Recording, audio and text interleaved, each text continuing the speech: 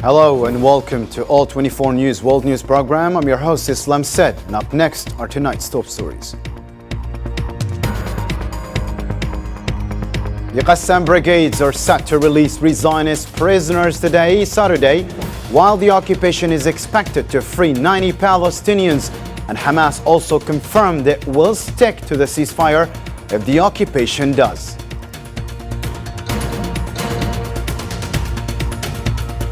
Also coming up, civil defense in Gaza reports recovering 520 martyrs' bodies since the ceasefire. Guterres calls for the urgent evacuation of 2,500 children, while American doctors say the destruction in Gaza is unprecedented.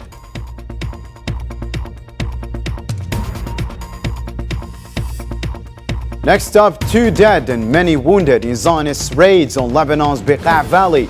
President Aoun prioritizes reforms for the new government, while Syria's President Bashar vows to form an inclusive government. And Algeria concludes its January presidency of the UN Security Council with wide acclaim, focusing on defending just causes and amplifying Africa's voice.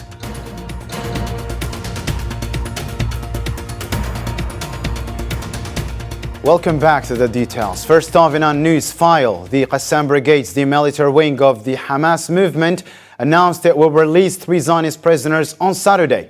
In a Telegram post on Friday, spokesperson Abu Ubaidah confirmed the names Ofer Calderon, Keith Schmonsel-Segal, and Yarden Bebas. The announcement comes amid ongoing tensions and negotiations regarding prisoner exchanges.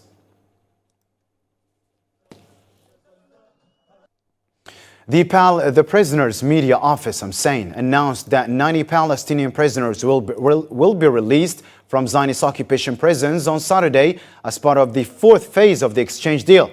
The list includes 9 prisoners serving life sentences and 81 with high sentences. Hebrew media reported that Hamas's proposed list aligns with the agreement, with the release expected to begin in this morning.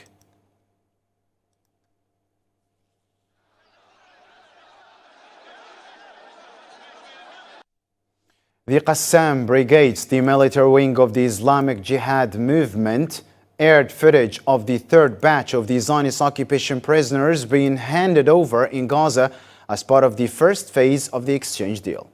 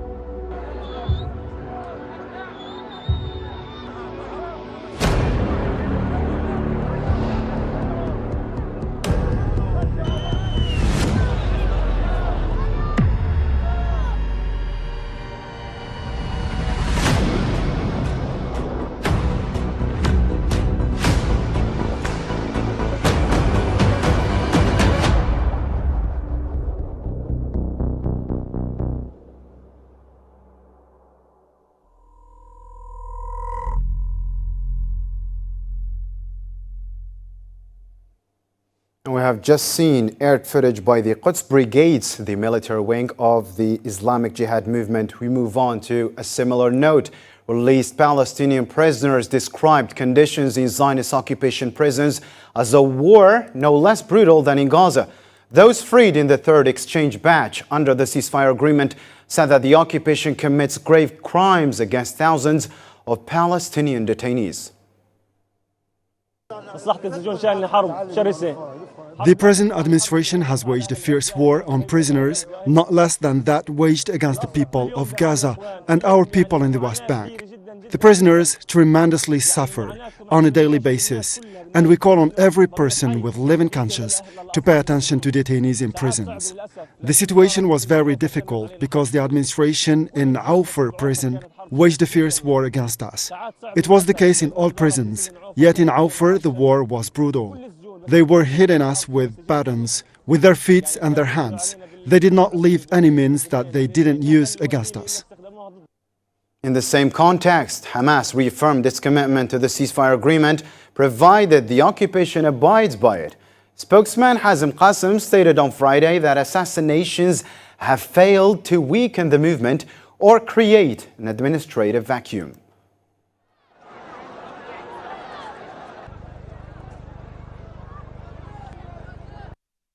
Hamas remains committed to the agreement and its details as long as the occupation adheres to it. The occupation had hoped that the assassinations would weaken the movement and undermine it, but this did not happen, nor was there any administrative vacuum. Smotrich's statements prove that the Zionist right has failed to achieve its goals and will lose its chances in any upcoming elections.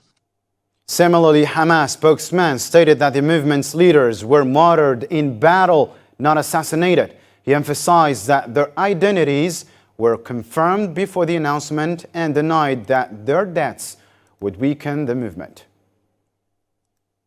The occupation was under the illusion that the assassinations would weaken and undermine the movement, but this did not happen, and no administrative emptiness was created. Moreover, the field work continued despite the martyrdom of the leaders, and the resistance continued until the last moments before the ceasefire. Halima Daif, daughter of Qassam Brigade's Chief of Staff Muhammad Daif, mourned her father after his assassination was announced on Thursday. She affirmed that the Palestinians would continue his path to resist and defeat the occupation. We received the news of my father's martyrdom, but praise be to God, we remain patient and steadfast. We thank God for the news of his martyrdom, and we say that we stand behind him and will continue his path without letting him down. Praise be to God many times over for choosing him as a martyr. He longed for it and was granted it. Alhamdulillah. The Gaza Civil Defense reported receiving over 2,750 calls from families of martyrs requesting the retrieval of their loved ones' bodies. In a statement, the Civil Defense confirmed that 520 bodies have been recovered, but noted that thousands remain trapped under rubble across the Strip. The lack of specialized heavy equipment has made recovery efforts increasingly difficult and complicated.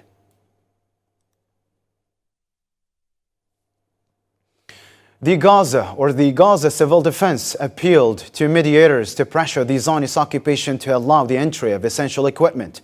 In a Friday statement, it confirmed its commitment to providing humanitarian services despite the international community's failure to supply fuel and equipment, noting that about 85% of its facilities and equipment were destroyed during the Zionist aggression. The General Directorate of Civil Defense has lost approximately 85% of its equipment, vehicles, essential supplies, and infrastructure during the genocide committed by the Israeli occupation army. This has severely weakened our team's ability to carry out humanitarian response and rescue operations for citizens.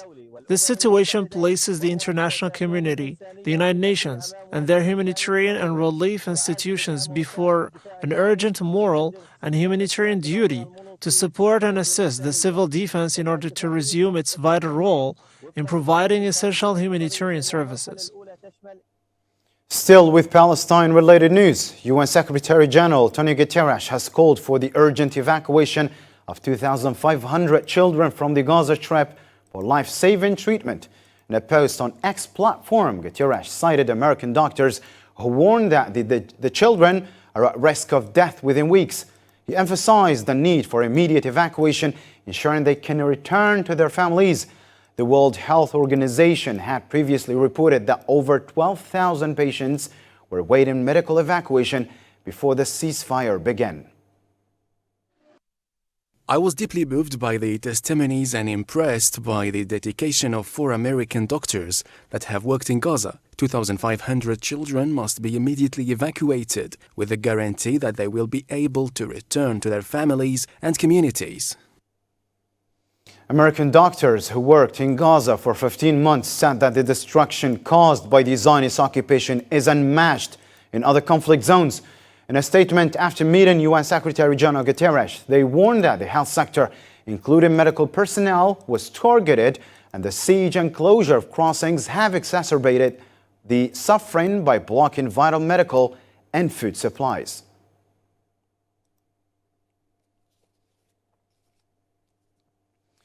The Palestinian Prime Minister's office announced plans for international meetings to organize a donors' conference for Gaza's reconstruction, following $33 billion in damages from the Zionist war.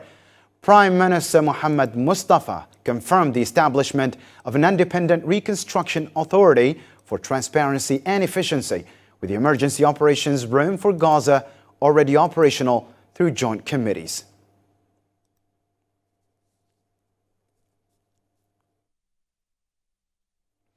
Thousands of Egyptians protested at the Rafah border crossing on Friday, rejecting the displacement of Palestinians outside Gaza Strip. Organized by political parties, the demonstration expressed solidarity with Palestinians and opposition to efforts undermining their rights.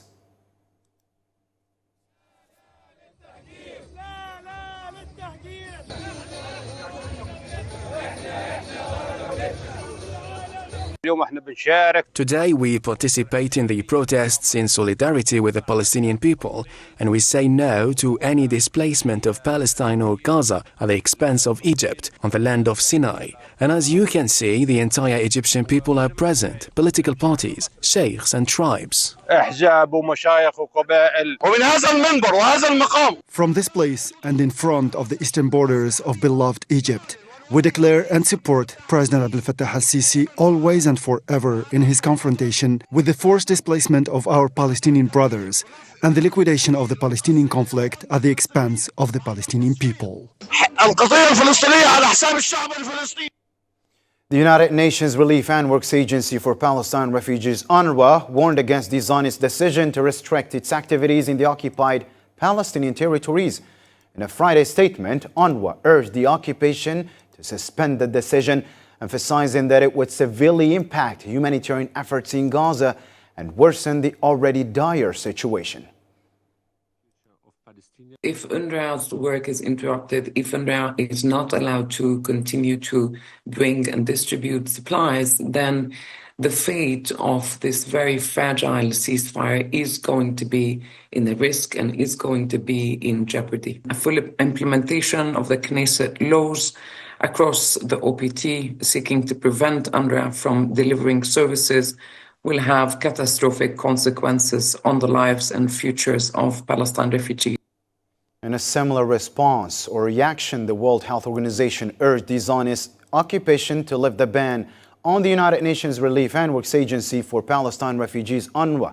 WHO Director General Tedros Adhanom Ghebreyesus stated on Friday that the ban would have severe health consequences for millions of Palestinians and described the occupation's actions against UNRWA as a violation of international law. Sheikh Hakrim al-Sabri, Imam of Al-Aqsa Mosque, confirmed that the Zionist occupation has intensified its incursions into Al-Aqsa since the start of the Gaza war. Speaking at Algeria Mosque, he stated that the occupation aims to alter the historical and legal status of Al-Aqsa, but will not succeed due to the steadfastness of Palestinian people and their commitment to the land and holy sites.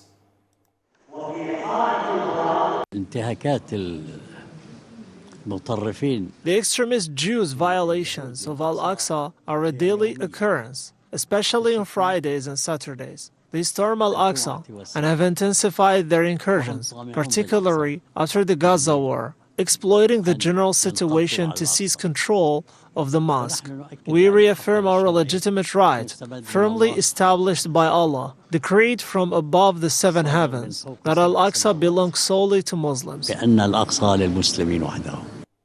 Moving on to other topical development in the Middle East. 2 Lebanese were killed, including a child, and 9 others were injured in Israeli occupation raids on the Bekaa Valley in eastern Lebanon. The Lebanese National News Agency reported on Friday that the casualties resulted from the occupation shelling the previous night. Despite the ceasefire, the Zionist occupation continues its aggression against southern Lebanese villages and towns. Lebanese President General Joseph Aoun affirmed that reforms will be a priority for the new government and that Lebanon is committed to achieving progress through them. In a meeting with the UN Resident Coordinator Imran Riza, Aoun expressed readiness to cooperate with the UN organizations, while Riza confirmed the UN's support in helping Lebanon implement the necessary reforms.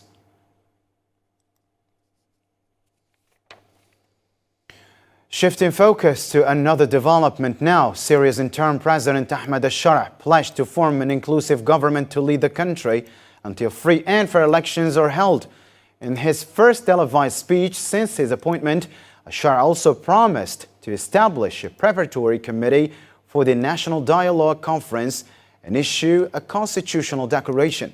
He emphasized his commitment to building new institutions that reflect Syria's diversity. We will work on forming an inclusive transitional government, reflect Syria's men, women and youth, and take charge to rebuild new Syria institutions. We will announce in the coming days a preparatory committee for the National Dialogue Conference, which will be a direct platform for circulation and consultation and to listen to all views about upcoming political agenda. And another global news story now. Algeria concluded its presidency of the UN Security Council for January, receiving praise from member states for its initiatives aimed at enhancing international peace and security.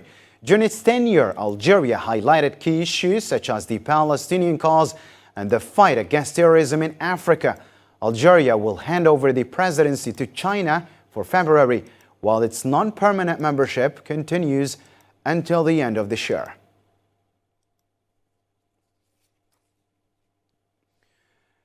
In a related story, Algeria's UN representative Ammar Benjama confirmed that the UN Security Council's program in January under Algeria's presidency was packed with activities. During a session on Cyprus, Benjama praised the cooperation Algeria received throughout its presidency and wished China success in its upcoming presidency in February. Before adjourning the meeting, as it is the last scheduled public meeting of the Council for the month of January, I would like to take a moment to express the sincere appreciation of the delegation of Algeria to all members of the Council and to the Secretariat for their invaluable support throughout this month. We had hoped for a calm, quiet beginning of the year, but as often happens, we have had a rather eventful and busy month. During its presidency of the UN Security Council in January, Algeria focused on defending just causes, particularly the Palestinian and Sahrawi issues. It also addressed global peace and security challenges and amplified Africa's voice, prioritizing issues related to the Arab and African regions. Marab has more details. The national flag. With unwavering commitment, Algeria continues its diplomatic efforts at the United Nations Security Council, prioritizing Arab and African causes while advocating for global justice. Under the guidance of President Abdelmajid Tebboune, Algeria has spearheaded multiple UN Security Council sessions calling for an end to the Zionist genocide in Gaza and advocating for Palestinian statehood. During its presidency of the Security Council in January, Algeria successfully pushed for a high-level meeting attended by the UN Secretary General, reviving discussions on granting Palestine full UN membership. Algeria has also been vocal in addressing regional crises, calling for international efforts to stabilize Lebanon, supporting Syria's path to full sovereignty, urging a political resolution for Yemen, and advocating for Sudan's territorial integrity. Ensuring Libya's stability and protecting its wealth were key priorities for Algeria, which proposed investing frozen Libyan assets in international financial institutions to prevent devaluation and safeguard their returns for the Libyan people. Algeria reaffirmed its position on Western Sahara, stressing the urgent need to implement UN resolutions for decolonization and self-determination. On the African front, Algeria led efforts to address historical injustices in the UN Security Council, calling for fair representation of the continent. It also pushed for stronger international action against terrorism, leading to a presidential statement recognizing the African Union's role in combating security threats. Beyond regional concerns, Algeria played an active role in discussions on crises in the Democratic Republic of Congo, Colombia, Haiti, and Cyprus, demonstrating its firm commitment to international peace and security. With its dynamic diplomacy and firm stances, Algeria continues to shape international discussions, cementing its role as a leading voice in the UN Security Council.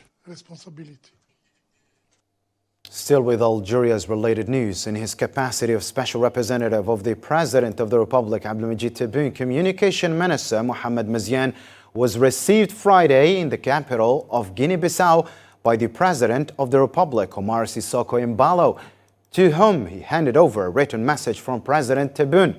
In his message, President Tebboune conveyed his fraternal greetings and aspirations for the consolidation of bilateral cooperation ties, and efforts to give new impetus to the historical relations linking the two countries and the two brotherly peoples. And speaking of Africa, the M23 armed movement in the DRC announced that it is close to controlling Kavumo, which has a strategic military airport. According to local sources, fighting is centered around 30 kilometers from Kavumo, where Congolese forces have their main defense line. M23 also claimed control of most of Goma earlier this week and vowed to continue advancing toward Kinshasa.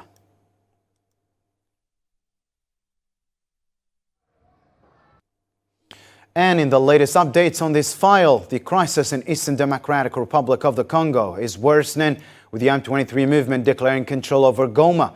Hostilities between the army and M23 fighters have escalated, worsening the humanitarian situation and intensifying the suffering of the population. More on this story with Usama Ayadi now. Intensified fighting between the Congolese army and the allegedly Rwandan-backed M23 rebel group in Goma, east of Democratic Republic of Congo, has affected thousands of people, worsening an already dire humanitarian crisis. The M23, accused of receiving support from Rwanda, has seized several towns in North Kivu over the last week, where intense battles took place. I want the war to end now, because we are suffering a lot. Since we have been confined to our homes, there has been no solution. The city of Goma has witnessed today an uneasy calm, while most streets were seen deserted as people remain uncertain about the security situation. Congolese president had previously vowed a vigorous response against M23, while he also stressed that his government is open for dialogue and lenient to the Luanda process. However, the M23 leader affirmed that his rebel forces will stay in Goma and keep pushing forward towards Kinshasa. We are deeply concerned by the situation in South Kivu particularly, which remains very volatile, with credible reports that the M23 is moving rapidly towards the city of Bukavu.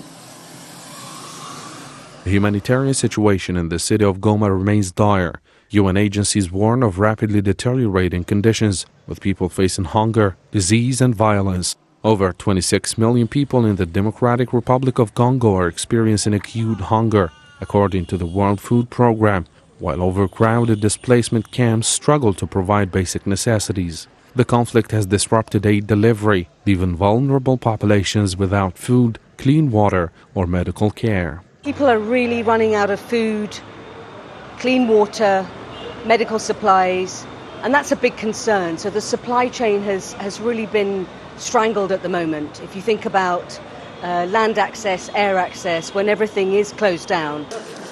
Regional mediation efforts have stalled amid tensions between the Democratic Republic of Congo and Rwanda, with Kinshasa accusing Kigali of backing the rebels, a claim Rwanda denies.